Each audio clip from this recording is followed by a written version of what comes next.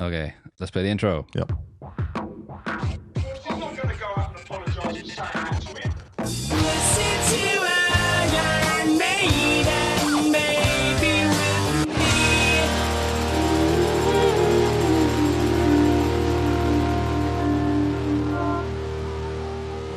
So, it's recording this. That's right, Some C is recording this. I'm Ash and I'm from South Wales. I'm Ante and I'm from New South Wales. See, I avoided using the C word there because I know Americans don't like it. And you're from Australia. We love it. We also use love it. I know. Yeah. Americans are really sensitive to the see you next Tuesday word. So Yeah. I'm trying not Yeah. to, even though, well, Steve Harris just said it there. Anyway, welcome back to the podcast. Listen to I Made 'Em Baby. And we are currently, well, we did only do one song, I'm sorry, Yeah, of the that's how it goes, right? debut album, Yeah, yeah. Iron Maiden, 1980. Mhm. And what's the next song? Remember Tomorrow. That's right. Ante, can you remember tomorrow? Do you drink a lot? I was going to say, it's like, well, that's a bit of a mindfucker right there. When the first track, which is of course Prowler, kicks off the album with this is a bit yeah, of yeah. we're in the rock metal territory, Mhm. and immediately they bring it down to Let's slow things down a bit, people. yeah. So Which is pretty quick, right? Right into that, yeah. So had you actually heard Remember Tomorrow before we started this podcast, this song? Spotify, you mean? Or how? I mean, like just in general, like I know you know like Run to the Hills and things like that. Oh, yeah, yeah. Had yeah. you ever heard this song before? Before? No, not at all. Okay. Not at all. So no. are there any? I think there's no songs on this album that you're familiar with, right? No, this is like I said, it was a total new territory for me. So, Got it. Yeah, Got yeah. it. Oh, okay. Mm. So apart from maybe Iron Maiden, yeah, right? I know that you're of course shocked a little bit by the original singer, Yeah, yeah. Paul, not being Bruce, etc. Yeah. But what was your takeaway from this song? From this song, well, again, first of all, it was straight just down into like, whoa, that was slow after Prowler. Yeah, But it's really chill. yeah, But I got to say, then I love that part where they kind of just bring the tempo back up and then bring the energy. So, me personally, I would not have put a slow song in as a second track. yeah. It is an interesting choice, yeah. isn't it? But Yeah. that little bit of bringing back that tempo, which we'll get from back into later, is a little bit redeeming for me. Yeah. So, yeah. I mean, they're not the first band because I remember listening to like Black Sabbath. Mm. I had like a greatest hits album, which I stole from my friend. Actually, we would steal each other's CDs, and we knew about it, but we just wouldn't tell each other. It's very funny. And on that album they have a song called Planet Caravan. Do you know that song? Yeah, I know Planet Caravan. Yeah, that's like I was like, wow, this is really chilled out, and Black Sabbath, of course, riff masters and heavy, but Pantera also do a good version of that, I yeah, believe. I have heard that one. Yeah, Yeah. I'm not a massive Not a Pantera no? fan because Oh, honestly, I like Pantera. I like their songs, Yeah. but I think the guitars on this album, Mhm. which are famously not good, Yeah. sound much better than Dimebag's guitar tone. I okay, hate yeah. his guitar tone. Yeah. It just sounds like just muddy rubbish to me. But at least he's unique. That's at least true. he has his That's own true. thing going, which I respect. Yeah. So, rest in peace, Dimebag. But yeah, whenever I listen to Pantera, I just think Well, that was fucking dreadful.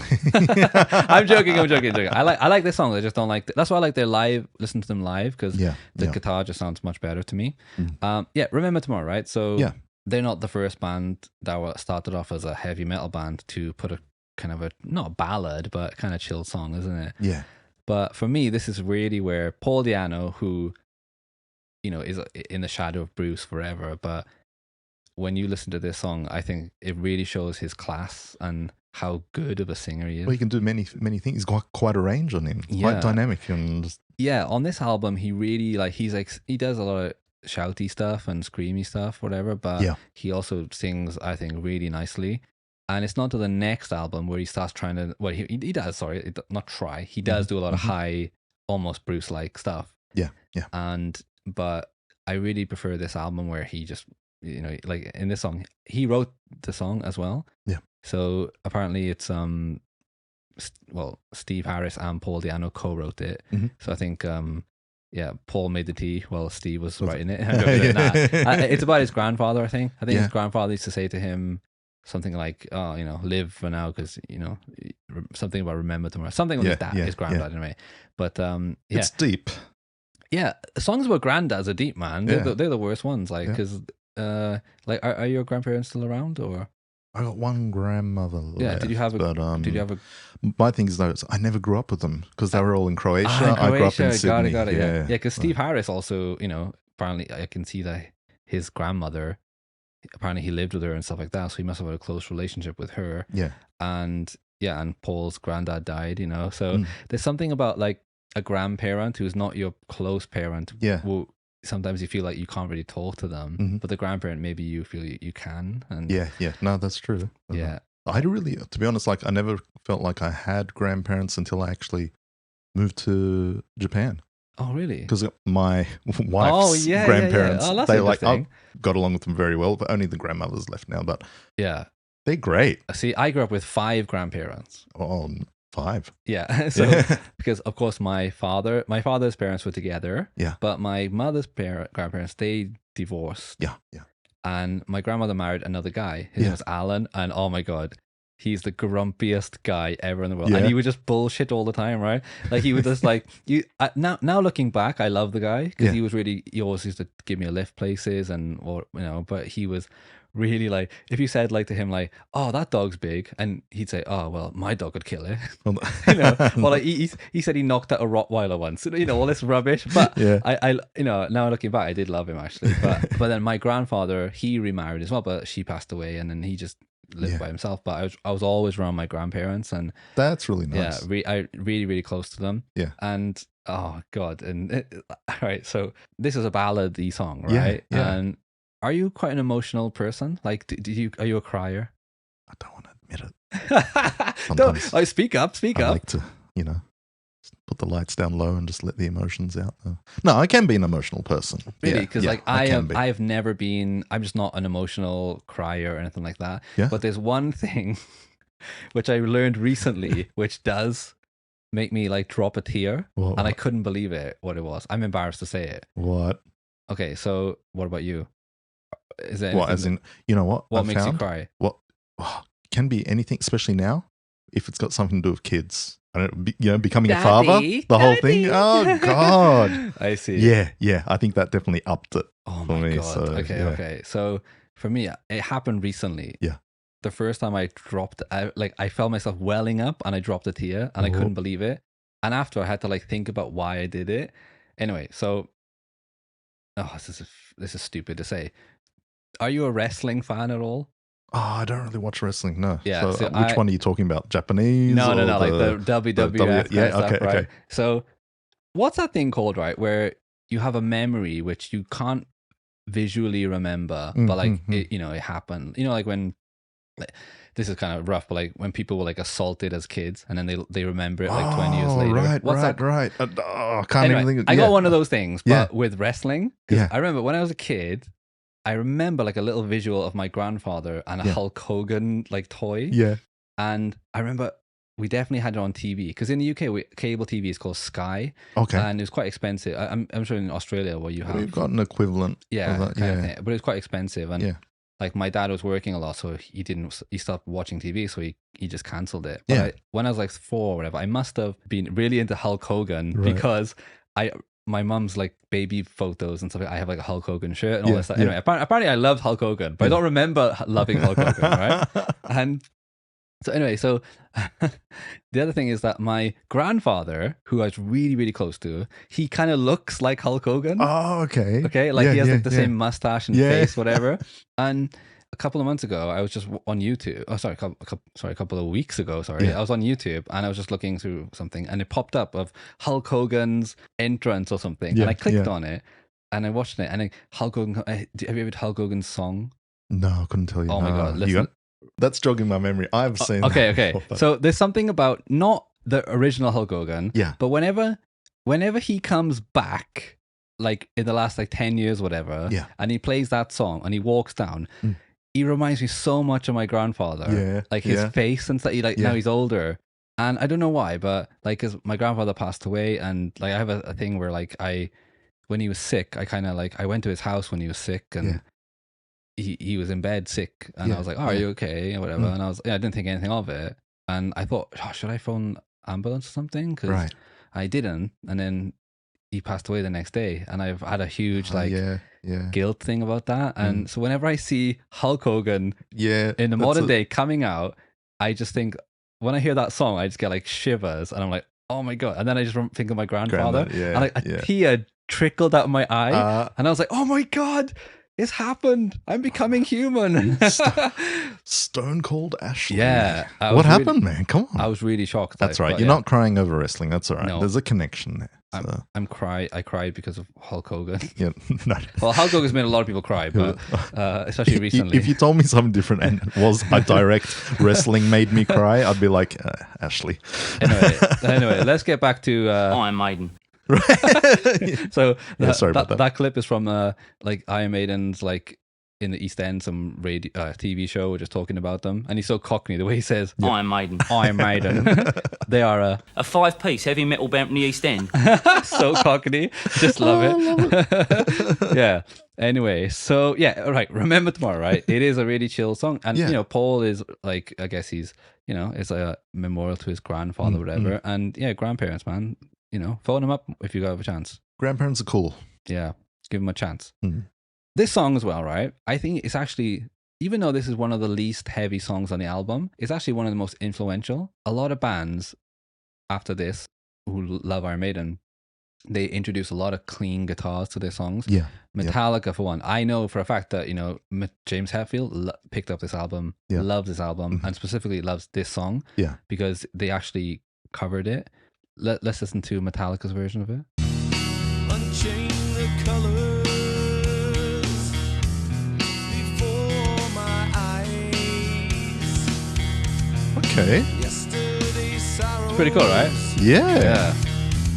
Tomorrow's white light. Scan the horizon. Oh, yeah.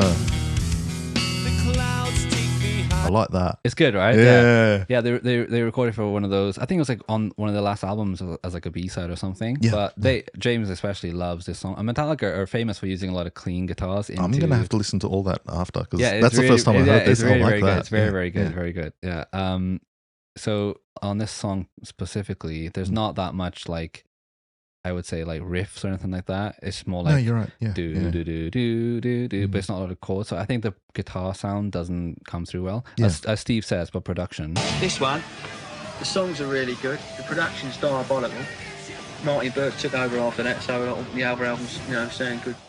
see, Steve says that the songs are good and the production is diabolical. Yeah. And I think so on some of the other songs that's true, but on this particular song, I think it sounds great. Yeah. Because it's not, it doesn't really need that heavy kind of sound, whatever. So, you know, it doesn't. Oh, we just played Metallica. Let's play Iron Maiden, actually. Unchain the colors before my eyes. Yesterday's sorrows, tomorrow's white light. I hate doing these clips because I want to listen to the whole song. Right. Yeah, that's right. It's horrible. I love this song. I love singing this song. This is one of my sing in the car songs. Yeah. I'll be honest, the first time I heard it, like, don't get me wrong, I didn't hate it, but it wasn't I really love this track. Absolutely. This one's grown on me a lot. Yeah, honestly, Iron Maiden is 100% a grower. Yeah. They're really, really. If you listen I'm to the finding album, that. Yeah, with a lot of songs, it's either I really like it or it'll come around to me. Yeah, because Iron Maiden, to outsiders, I guess, when you think of Iron Maiden, you think of the Trooper and like heavy, high-paced metal. But they've got a lot of songs which are really chilled out and really cool, and like, you know, it can be jarring sometimes if you're, so if you listen like 5 times, you might be like, oh, wait a minute, it clicks. Yes. No, it definitely happened for me. Yeah, I've had that before with bands. Like, there's a band I really like, it's an indie band called Foals. Their first album, right? They're a British band. It was like, I guess you can call it like math rock. It's like all clean, like really weird, like ding, ding, ding, ding, ding, and I loved it, right? And then the next album they came out with was like really just like straightforward and chilled out. And I was so like, I was expecting like part 2, but it wasn't that. And I was like, this is terrible. And then a year later, I saw them perform one of the songs on like some live show, and I was like, this is amazing. And then I actually listened to it again with fresh ears of not expecting something, and it's one of my favorite albums. Yeah. But for some reason at that specific time, I just could not I was like, Not where's your thing. where's my part 2? You know, yeah. this doesn't sound like what I expected. You know, so you know, I'm sure people like that with Iron Maiden when third definitely, album, right? Number of the Beast. Yeah. Where's Paul? Oh, You know? yeah.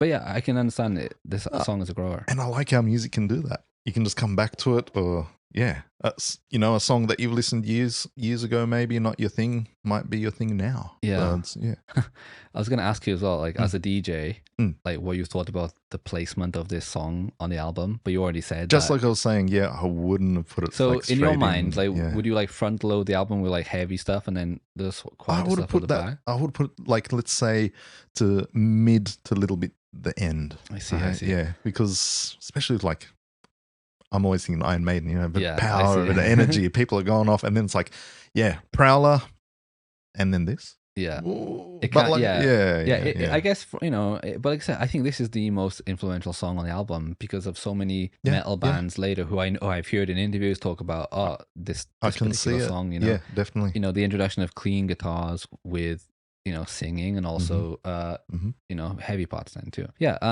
Okay. So, man, this song live, like, listen to how they play it live.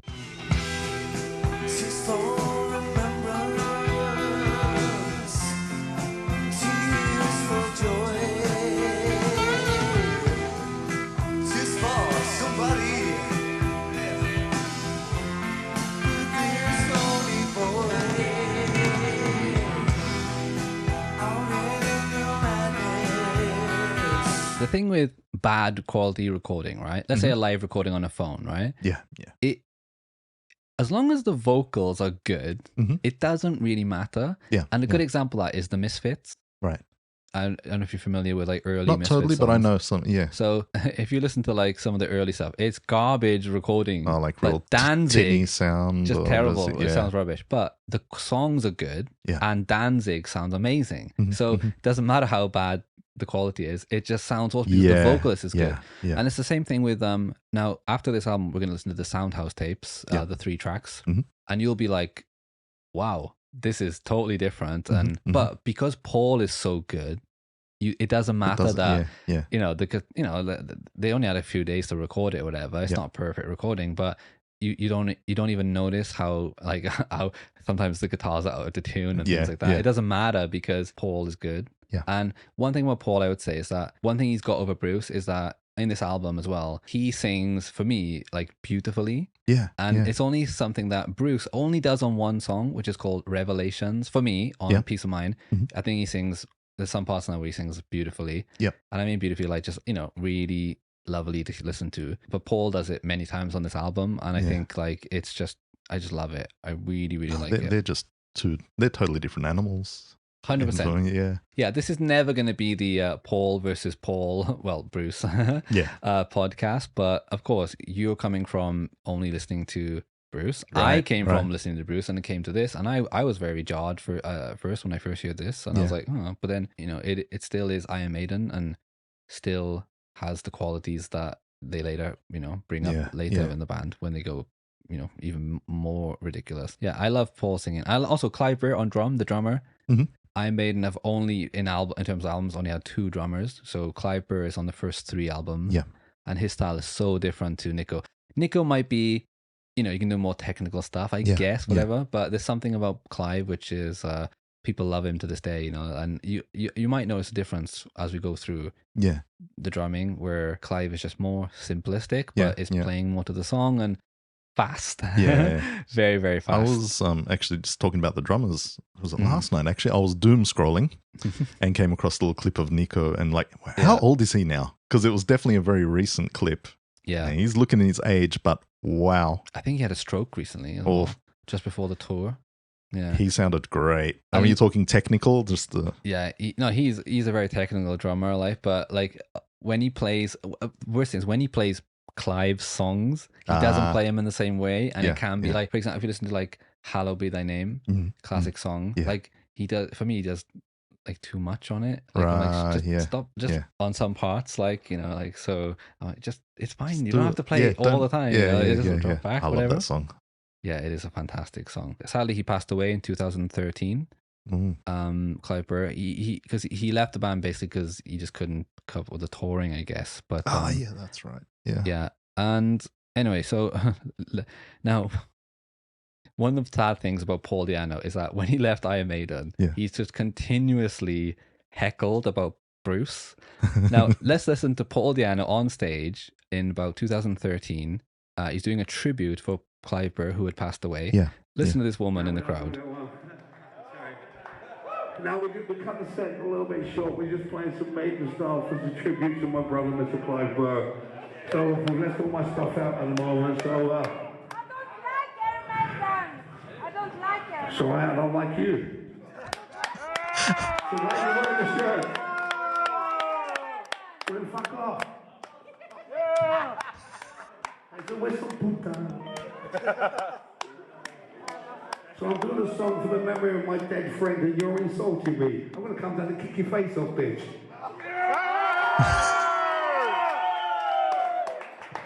You think you're funny? You're about as funny as AIDS. Anybody out there come to see the music and hear it? Now, that was recorded, but I'm sure this has happened like 1,000 times. And he did handle it quite well. He was aggressive. He did say AIDS. Felt restraint. I felt restraint with him, but he wanted to go off a bit more. He's quite nice, isn't he? I mean, and you know what? Sorry, but rightly so. Yeah. She just shouted at him. I don't like, he's doing a song for Clive Burr in a memorial concert, but he passed away. I don't like Iron Maiden. I was like, wow. But he's at it all the time, He gets it all the time. Read the room, people. I see, Paul gets a bad rap as being like a bad guy, whereas the other singer, Blaze, is given like the, I'm a nice guy kind of thing. But then he's shouting this on stage. Get it! Fucking get it! So like, I feel so sorry for Paul because now, and look, then I found one, right? Someone gives him an interview, right? They ask him, and this is all the interview, ask him about, what do you think about Bruce Dickinson's voice? Bruce Dickinson? About 7, 8, yeah, it's okay. He's a good singer, but he's a trained singer. He's been trained to do this. I mean, if you cannot sing from here, I think I have my own opinions. 7, 8. Yeah, 7.5.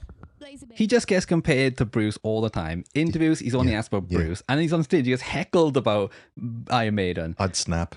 Yeah, that was me. And he just, he was quite. He was a little bit, but he could have gone mental, and he didn't really. I mean, if you're gonna have a justification for going crazy, memorial concert for your friend, that's justified, right? Yeah, but he just verbally abused her, whatever. Yeah.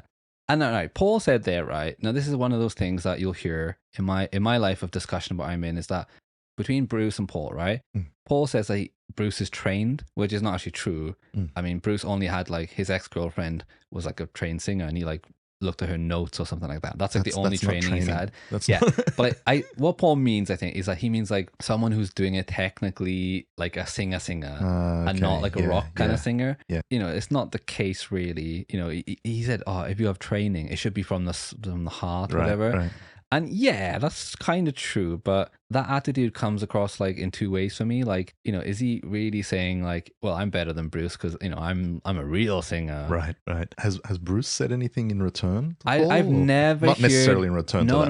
I've never heard Bruce say anything about. He just says, "Oh, I like singing the songs, whatever." But I've never heard him really talk about Paul. When Blaze joined the band and then Bruce came back, Bruce had Blaze on his podcast basically, and they just talked about it, and we'll play that in the future. It's really good. They're just really because they were friends before the band. See, Blaze was in a band called Wolfsbane who supported Maiden a bunch of times, and that's why they brought him in because they knew he was a cool guy. But of course, they didn't know about all the. I'm fucking killing myself. Sorry, that'll never not be funny to me. No, but I love it.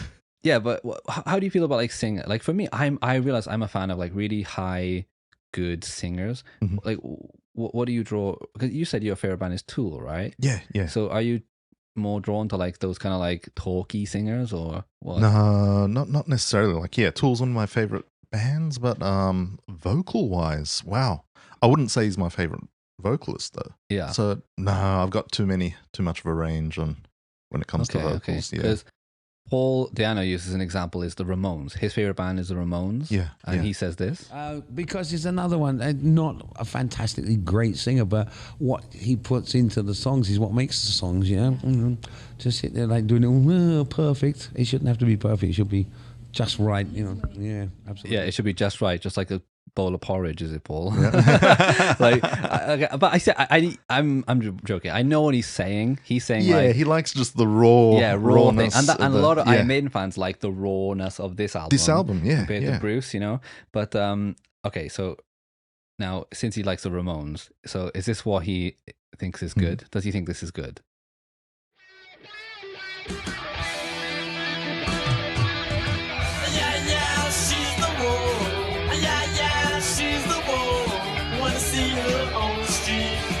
She makes my life complete. Yeah, she's my girl. Yeah, she's my girl. And you know I told you so. She's the one. She's the one. What? That's good, is it? What's good about that? Yeah, imagine Joey Ramone singing for Iron Maiden. Right, I gotta say that was pretty good, right? Pretty good. So like that kind of thing, but like Joey Ramone's got a good voice. He's kind of singing in key, I guess. But anyway, but yeah, Paul is more of a raw, kind of guy, right? And I see what he's saying because I do. My favorite rock singers are also guys who just got interesting voices and Pantera. Yeah. What's that guy's name? The controversial guy. Names, man. What's the singer Pantera's name? He's always in the news for being like some kind of controversialist. Yeah, no. I'd hate to get into a fist fight with him. God, what is his name? What's his name? Oh my God. Yeah, email us. We're not going to wait for the comments. I'm not going to Google it. Yeah. Oh, something P something. Phil something. Here we go. Phil McCracken, is it? No. Huh? Phil McCrack. Anselmo? Ah, that's it. Phil Anselmo. Yeah, that's the Phil one. Anselmo. Yeah. Now, guys, I totally just edited out about 30 seconds of dead air there where we were trying to figure out what his name was. We went brain dead. Yeah.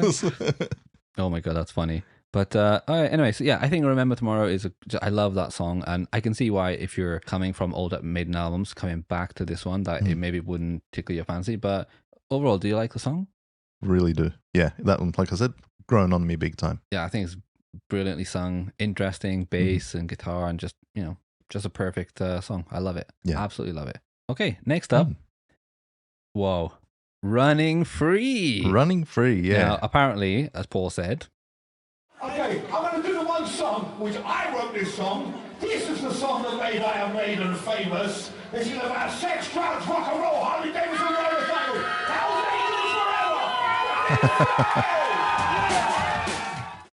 I'll tell you what, though, this song does give me that image. Yeah. Sex, drugs, rock and roll. Yeah. Harley Davidson's motorcycles. Exactly. It really has that feel. It does, doesn't it? Yeah. And it's funny because like, before he said that, he was being heckled by someone about Bruce Dickinson. So you can't. It's harder to find clips where he's not being heckled by someone about Bruce. Poor guy. So, yeah. But he's cracking on with the song. Fair dues. But yeah, Paul said. Well, actually, Paul apparently he did write. Like apparently, the drum beat. It's stolen from a Gary Glitter song. Gary Glitter, that makes sense. It did pedo guy. Yeah. What's that song? Right. He was a pedo, Hey, that song. Yeah. The drum beat. He said he sped that up, and then he told Steve what to play on the bass. I guess. Right. But I don't know about that. I'm not sure about that. But okay. But yeah, I knew that beat sounded familiar. Right. Yeah. It is quite a common beat. But yeah, Running Free, man. I mean, this is the third track. Would you put this? This would have been my number two. Number two. Got it. Because it's not as strong as Prowler, but it's just a little smidge down, but a good, let's keep it going. I agree with you there. Yeah. I totally agree with you there. And kind of, in a way, it is the song that made Iron Maiden famous because this is the one that they featured on Top of the Pops. Ah, okay. And they played live. Oh, which no one... On Top of the Pops? Yeah, which no one really did, right? Right, yeah. It's cool. So, anyway, but listen to this guy introducing them. Who said heavy metal music was dead? They come from West Ham. Their name is Iron Maiden. And they got something which they're doing live in the studio for you. It's called Running Free! Running free! And you see the guy, he does like a little fist, like a, hey, jolly good. You know, yeah, it's really, really funny. And wait, what year was that? Do you know at all? It's like... It must have been 1980 or 81. Wow, 81 and saying, who said heavy metal's dead? Oh, it's 81, man. Come on. Yeah, I mean, God, I mean, being on top of the pops is already like, it's a big deal. Yeah. You know, and, you know, punk is, of course, just been massive at the time, whatever, but for them to play a song like this, which is, I would say, it's not metal, is it? No, like, if I had to maybe pick one for top of the pops, yeah. Running Free. And it's their debut single. This is the first single by Iron Maiden, and, you know, you gotta give one for the kids, haven't you? You know, and this is, I would say, the most accessible song, and it's a good song, you know. And live, I love it, you know, and I love when Bruce sings it too, right? But yeah, I think it's smart though, because if Prowler was the one that was making all the heavy rockers move in the rock clubs, right? You know, you know, you got to have that radio hit, and you know, this wasn't exactly a hit, but later on, Maiden just don't give a crap about, like, you know, making hits, whatever. Yeah. But during this time, they did, because they covered an Australian band song called "Women in Uniform." Oh. Yeah, I don't know what the band's name was, but they did a cover of the song. It's like, the song's called "Women in Uniform." Apparently, it was a massive Australian band. Anyway, that song, the video is amazing. We'll check that out later. Yeah. But they did that only because, you know, at the beginning of their career, they're at the behest of the record label, right? Oh, That's do true. a single, do this. So they have, you know, they have to go along with it. But later, when they get more power, they just stop doing it, and, you know, all their like B-sides are just like ridiculous things. Like, but it's weird because I go back and forth with this song. Like, I don't really want to listen to it, but when it's on, I'm like, all right, turn it up. Yeah, just to do its thing. Yeah. This is a song that needs, like, what's the word? Octane, I guess. Like, driving. When you're driving and playing this song, like Paul said, the heavy metal, bloody, what's it called? Hell's Angels kind of stuff. It does really, really help, you know? Yeah. Guys, I really do like Paul Di'Anno, and I know he's had trouble and things like that. Iron Maiden fired him and brought in Bruce. Now, imagine that he was still with them, and you went to see them in 2014 or something, and you hear this.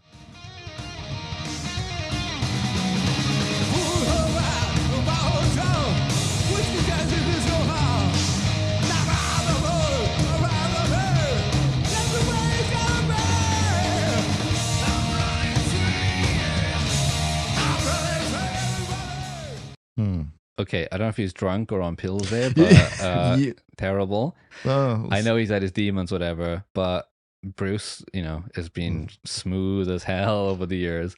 And demons were up there on stage of that performance. I feel bad. I'm scum for playing that, actually. Yeah. I'm scum. Anyone that's listening to this that's a true Maiden fan, you can call me scum, because I shouldn't have played that, but I did. I'm awful. Anyway, I'm running free, yeah. It's so catchy, you know, right? And Paul, you know, he wrote the lyric about him being, you know, like a wild guy, you know? Yeah. I know the lyric said that he went to LA jail, but, you know, I know he didn't do it there, but I get what he means, you know? It's like, you know, a lot of bands like to rhyme words with American cities. Like, did you watch the Beatles documentary on Disney Plus? Oh, a recent one? Yeah. No, it's on my list. No, it's really good. And like he's like, what rhyme? Albuquerque, yeah? Tucson, Arizona. Let's do that one. Okay. It's a singable line, you know, isn't it? Yeah. You know, like it just works. It just, exactly. Yeah. Never been there, but we'll just put it. It works, exactly. Yeah, exactly. I don't give a shit. Do it, man. But yeah, seriously, I am scum. What have I ever done? You know, Paul was a singer I made, and, you know, I shouldn't be jipping him like that. So Paul wrote the lyrics and Steve the music. Also, it's the first appearance of Eddie, your boy Eddie. So have you ever seen the cover? Yes. The single cover? Yeah. Oh, no, the single cover is different. Yeah. You've seen that, right? Yeah. So yeah, Eddie is in the back hiding in the darkness. That's right. They didn't want to show his face. Very He was cool. almost like a looming thing of like to come. Yeah. Yeah. So very you used to be cool. able to do that, you know, but now you can't really do it because it's like, I want it now. Right. Tell me now. Everything's too quick now. Yeah. What happened to the patience? You youth. You killed it. You're going to need patience in the future when we get to the later Iron Maiden albums. Well, we're talking the long tracks. Well, there's long and there's Iron Maiden long. Yeah. You know, like sometimes it's almost like they were they recorded the songs in the studio, right? And like Steve had to take a phone call or something, and instead of like pressing stop, they just like wait till he finishes the phone call, and then we'll do the transition. Yeah, because you're like, okay, you don't have to repeat this section again, lads. But yeah. sorry, I love New Maiden, but that's my critique. Yeah, so in the song is alright. So even though it is kind of a poppy song, yeah. like the bass line is awesome, man, and definitely a lot of people bought a bass just to play that. I can understand it. I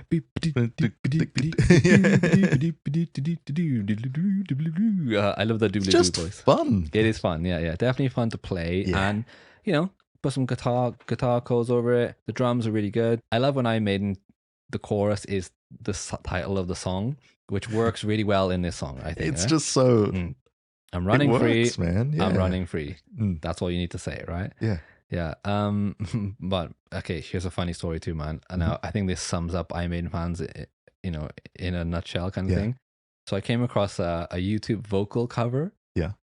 And this made me laugh so much, right? This young girl who loves Iron Maiden, she did just a vocal cover of this song, right? Now, like, I do believe in like being nice to people in general, right? But if you do upload stuff to the internet, you have to be able to accept negativity. Like, we're doing this podcast now, right? If someone says to me, "Oh, I love the podcast," I would feel great. If someone says I didn't like it, now it would be like, "Oh, that's disappointing." But at the same time, I'm like, well, that's life. That's fine. It's no problem. But if you're gonna upload stuff, you have to deal with it. Right. So, or just don't read the comments. That's good. That's another one too, yeah. But man, imagine being like a football player, man. You just get hundreds of comments a day, man. It is rough. Like, yeah, and the mental thing of that. And if you make a mistake, everyone saw it now. Yes. It's rough, isn't it? Like, yeah. Anyway, so this girl, she uploaded a video. Fair enough. If you want to critique her, it's fine. Is this tragic? Is this tragic? Am I going to feel bad? It's tragic in the reverse, I would say, right? Yeah.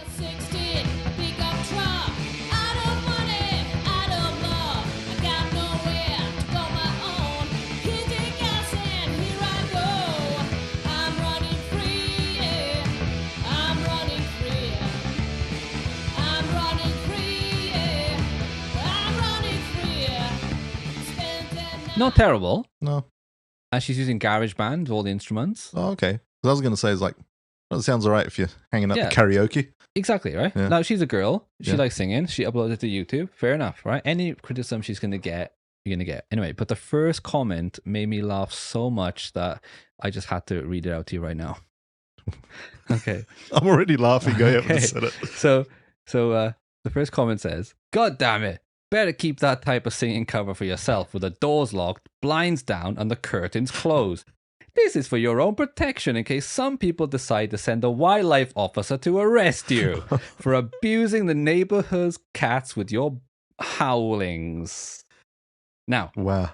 She replied. Oh. And she said, "LOL, that is exactly what I do." What happens usually, right? When you say someone like, "Ante, you're a son of a bitch," and you said, "Yeah, I know." Yeah, I know. Then the next person like, you know how to reply. It's disarmed. Yeah. No. This is what happens, right? Let me just read this out to his reply. "Listen, I didn't mean to be rude, cruel, or cut you down. You've got a great, sweet voice. And that's the problem. You're trying to go into a heavy metal song and probably your natural voice style does not go along with it. I mean, the sound of the beast, heavy metal. It is a raw, bold string, like the sound of thunder in the distance, like a blast of an atomic bomb in the middle of the sea, like a roar of the lion in the savannah. You're very, very, very, very, and very super talented, but it may be that you need to look into different kinds of music. It may be that you're too feminine, a beautiful, stunning girl, and your voice is simply too nice, sweet, something that I love, but no, exactly what is needed to sing heavy metal. Still, I think I'm in love with your voice. You're stunning, gorgeous, beautiful, though." What happened? Okay. So he's like, "You're terrible. You suck." Oh, I know. I'm sorry. But you're really beautiful though. And if you want, if you want to sing that, like that term mansplaining. Like I know that's a stupid term, right? But in this way, like he's like trying to explain to her what heavy metal is. Like he says, the roar of a lion in savannah. Oh, he got very poetic. I mean, Jesus Christ! And he ends it with, "I love your voice." He just trashed her, and then he says that. You just hear him typing it. Yeah. Now, to be fair, that's, "I love your voice," and then he stops and just thinks, "I love you." Yeah, to be fair, that is the internet in general, but it really made me laugh that this guy went out of his way to comment on this, young girl's like vocal cover or whatever, just trash her. And then when she replies like, yeah, I know, he's like, oh, I love you. Oh my God. But guys, also going on with that, I'm looking forward to reading comments, good and bad.